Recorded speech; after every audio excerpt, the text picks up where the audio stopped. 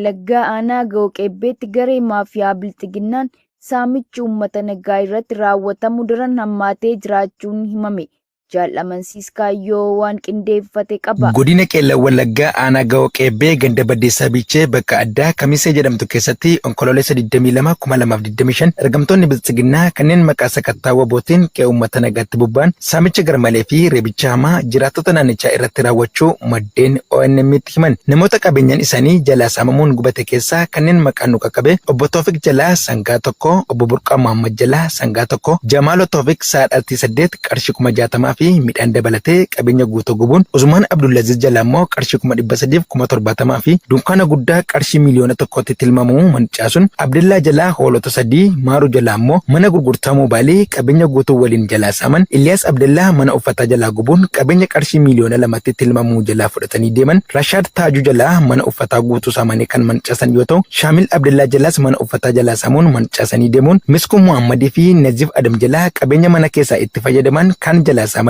kan ammoo hojii ala kan taasisan yoo ta'u, Riyaad Usman Jalaa immoo dama kiloogiraama 100 fi qarshii 30,000 fudhatan, Aliyyii Hassan bilbila harkaa 3 fi meeshaalee mana keessaa guutummaatti jala mancaasuun jiraattota naannoo sanaa hedduu jalaas qabeenya barbadeessanii deemuun maddeen itti dabaluun eeraniiru. Impaayera Itoophiyaa bututtee sirni dhabdummaan keessatti dagaage keessatti aangoonni fi qondaaltonni waraanaa goleewwan Oromiyaa cufa keessatti qaawwa gaafatamummaan hin jirre kanatti fayyadamuu fi tooftaa waraanaa godhachuun qawwee isaanii uummata meeshaa maleeyyiitti qabuun doorsisanii saamuu uummata Oromoo hiyyummaa fi miidhaatiin samuuf saaxilaa jiraachuun kan beekamudha. Godina Walloo guutummaa keessatti hidhattoonni murna Bilxiginnaa namoota dirqiin ukkaamsanii gara dirree waraanaatti guuraa jiraachuun barame.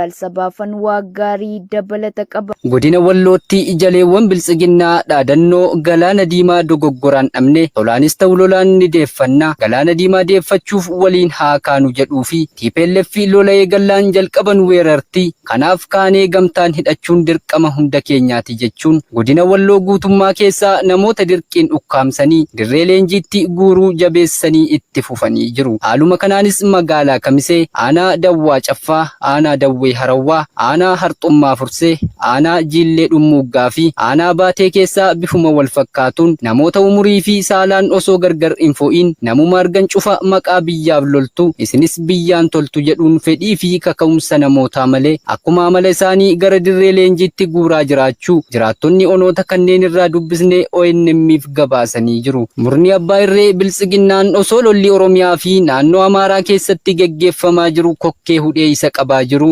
Akkasumas uummata Oromoo irratti duula duguuggaa sanyii labsee sabicha lafarraa duguugaa jiru akka waan nagaan impaayeratti keessa jiruutti ofiisaafis ammoo aantummaa uummataa qabuu fi akka waan sabaaf sabilammoonni impaayeratti guutummaan fedhiin isa faana hiriiranii jiraniitti galaanni diimaan Itoophiyaaf dhimma jiraachuuf jiraachuu dhabuuti jedhee dubbachuun wayita Eertiraan isa waraanuuf qophooftetti ammoo loltoota isaarraa abdii dhabuun sabaa fi sabilammoota impaayeratti keessaa addatti ilmaan Oromoo dirqiin gara dirree waraanaatti guuraa jiraachuu ni beekama. Kutaalee Oromiyaa adda addaa keessatti hidhaan ergamtoota maafiyaa Bilxiginnaan barattoota irratti raawwatamu jabaatee itti fufe. Gabaasa dabalataaf Jaalwabii Biyyaa. Barattoota Oromoo akka guca qabsoo bilisummaa Oromootti kan ilaalan ergamtoonni murna Bilxiginnaa godina Boonnoo Beddellee aanaa Makkoo ganda Sariitii jedhamurraa dargaggoo maqaan isaa Yaadataabtee jedhamu gaafa onkololeessa 23 2025 hidhaatti darbatanii dararaa jiraachuu namoonni itti dhiyeenyaan beekan arraata biyyoolessa Oromiyaatti himan. Akka maddeen himanitti dargaggoon kun barataa kutaa salgaffaa ta'uu himuun badii tokko kan hin qabnee fi sababa Oromummaa isaa qofaaf hordoffii jaarmiyaa siyaasaa kam keessaa osoo hin qabaatu waraana bilisummaa Oromoo quunnamte jedhamee sobaan yakkamuun barnoota isaa irraa kan hidhame ta'uu dubbatu. Oduma wal fakkaatuun godina Bahaa Wallaggaa magaalaa Naqamtee irraa ji'oota 3 dura barnoota yuunivarsiitii isaa xumuree eebbifamee osoo qormaataa ba'insaaf yookaan egziitii egzaamiif qophaa'u gidduutti maatii dubbisuuf hoggaa gara manaatti galu badii tokko malee dargaggoo maqaan isaa Nimoonaa Yaadataabtee jedhamu loltoota faashistii Bilxiginnaan qabamee waajjira poolisii aanichaatti hidhamee iraarfamaa jiraachuu jiraattonni magaalichaa arraata biyyoolessa Oromiyaatti himan. Dargaggoon kun badii tokko malee qormaata qophaa'uuf irraa mana maatii isaa keessaa ukkaanfamuun hanga gabaasni kun qindaa'etti waajjira poolisii aanichaatti hidhamee iraarfamaa kan jiruu fi namoonni hedduun ji'oota hedduuf badii tokko malee kan dararamaa jiran ta'uu jiraattonni magaalichaa dubbisnee ibsanii jiru.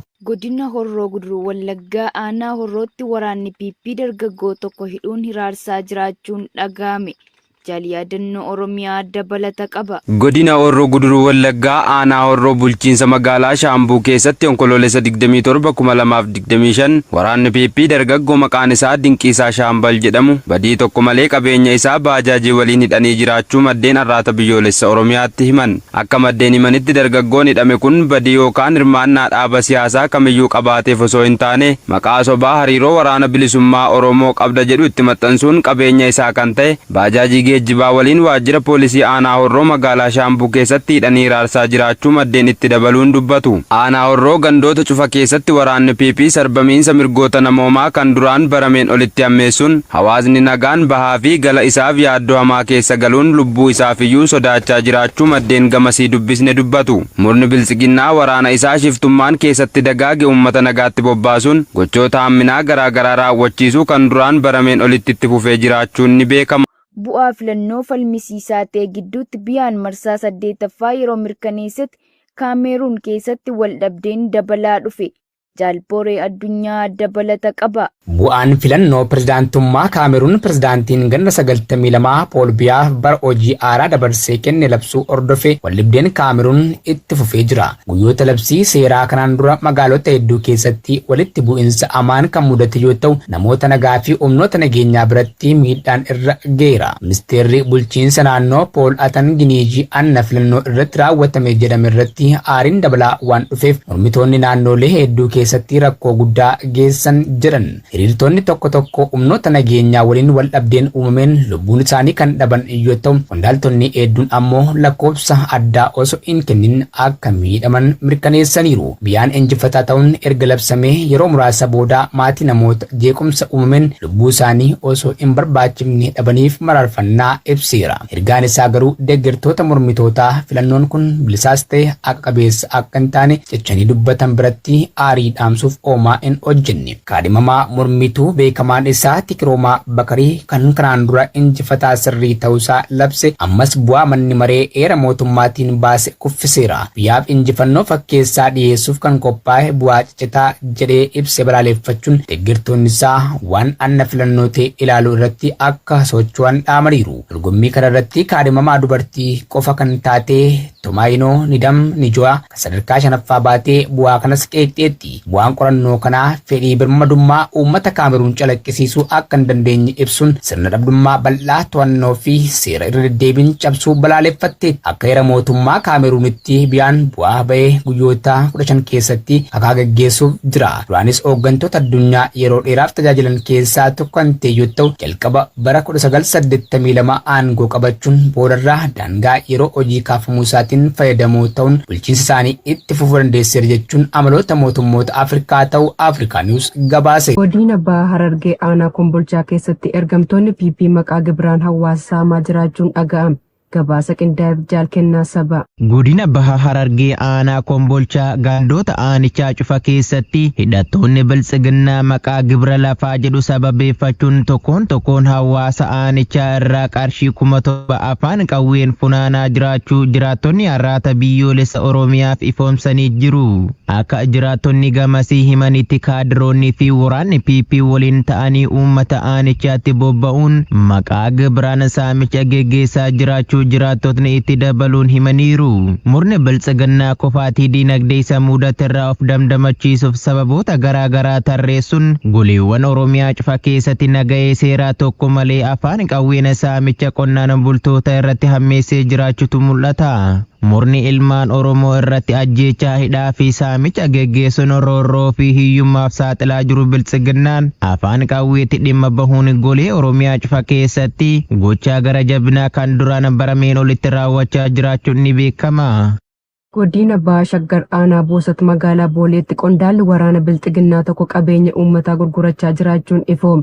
Jaalaqaafan fayyeeraa waan qindeeffate qaba. Godina Bahaa Shaggar aanaa Boosat magaalaa Booleetti qondaalli waraana biltsiginnaa Koloneel Geetnat Baqqalee fi kaadiroonni PP saamicha bifa garaagaraa jiraattota magaalichaa irratti raawwachaa turuu isaanii maddeen qabatamoo magaalichaatti argaman arraata biyyoolessa Oromiyaatti himaniiru.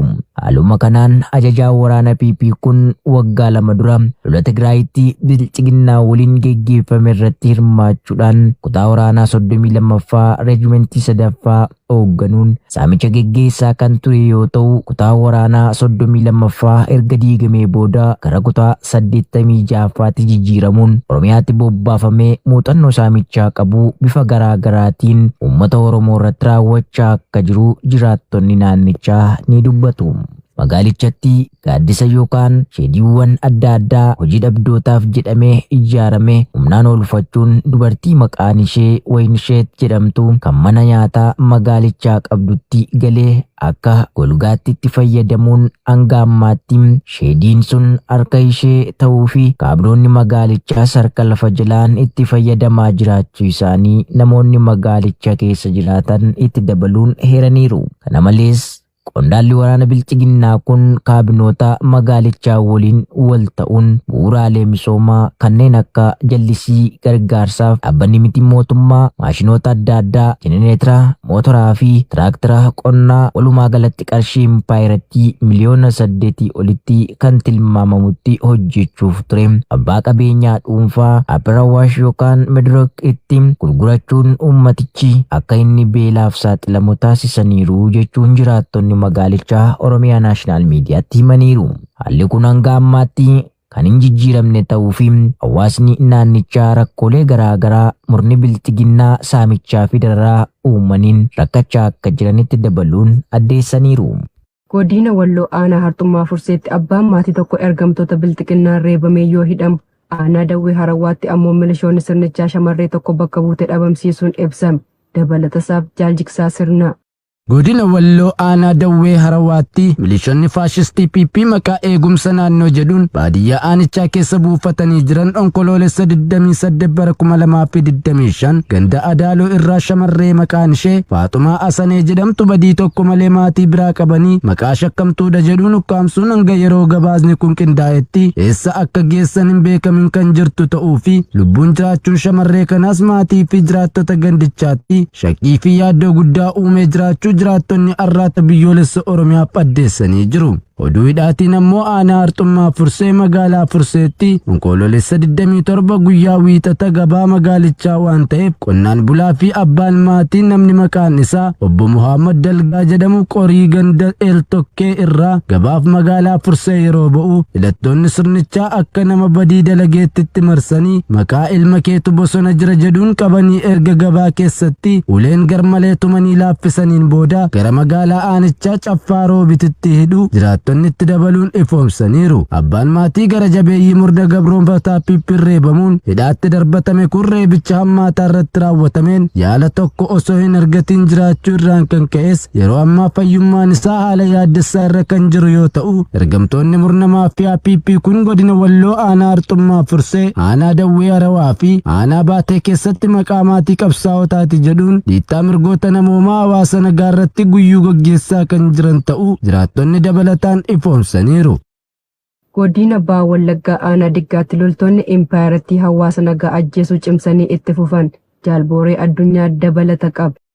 Godina Bahaa Wallaggaa aanaa Diggaa ganda bareeda isaa onkoloolessa 28 2025 waraanni gabroonfataan PP nama maqaan isaa Birraatu Buraayyuu jedhamu badii tokko malee rasaasatti roobsanii haala suukkanneessaa ta'een ajjeesanii gatu maddeen arraata biyyoolessa Oromiyaatti himanii jiru. Maddeen gamasii akka himanitti obbo Birraatuun yeroo dhiyoo as bultii kan ijaarratee fi hirmaannaa siyaasaa dhaaba kamiyyuu kan hin qabne yoo ta'u gara jabeeyyiin loltoota bilchiginnaa kunneenis sababa Oromummaa isaa qofaaf yakkanii bultii isaa irraa ajjeesuu dubbatu. Murni nageenya hawaasaa booressee umrii teessoo isaa dheereffachuu barbaadu bilchiginnaan godiiwwan Oromiyaa cufatti ergamtoota isaa kumaatamaan uummata meeshmaleessatti bobbaasuun sabboontota ilmaan Oromoo irratti duguuggasanii raawwachiisuu itti fufee kan jiru ta'uun ni beekama. Taanzaaniyaa mormii guyyaa filannoo booda sochii dhorkuu ibsite. Guutuu gabaasichaaf jaal yaadannoo Oromiyaa. Poolisiin Taanzaaniyaa magaalaa guddittii biyyattii keessatti namootni dhibbaan lakkaa'aman roobii kaleessaa erga mormii dhageessisaniin booda uggura sochii galgalaa labse. Magaalaa guddoo daldalaa Daar es Salaam keessatti nageenyi cimaan jiraatus akkasumas taankiin naannoo walquunnamtii ijoo buufatanii jiraatus dargaggoonni dhibbaan lakkaa'aman guyyaa daandii irratti ba'uun filannoo waliigalaa roobii kaleessaa geggeeffame irratti komii qaban ibsaniiru. Gareen tokko buufata poolisii daandii guddaa buufata doonii magaalattii irraa bahu daandii Niilsen Mandeellaa irratti argamu gubuu isaanii gaazexeessaan beeksiseera. Dhaabbanni intarneetii hordofu Neetbilooks ibsa xaa irratti kenneen walquunnamtiin intarneetii guutuu biyyattiitti addaan citu gabaaseera. Hoogganaan poolisii Kaamilaas Wamburaa biroodkaastii biyyoolessaa Taanzaaniyaa biroodkaasting irratti uggura sochii labsuun namoonni galgala sa'aatii 6 irraa eegalee mana taa'uu akka qaban akkasumas qondaaltonni waraanaa fi poolisiin daandii Daar es Salaam irratti akka sakattaan akeekkachiisaniiru. Haalli kun odola walakkaa ofiin of bulchitu Zaanzibaar keessatti baay'ee tasgabbaa'aa ture jedhan gaazexeessitoonni AFP. Pireezidaanti Saamiyaa Suluhu Hassan namni ganna 65 bakka bu'ummaadhaan kaadhimamaa paartilee xixiqqaa irraa kaadhimamaa biroo 16 waliin dorgomaa kan jirtu yoo ta'u mormituu ijoo maqaa adda addaan yakkuu fi paartii isaa haaquun filatamuuf akka haala mijeeffatte namootni baay'een ni dubbatu.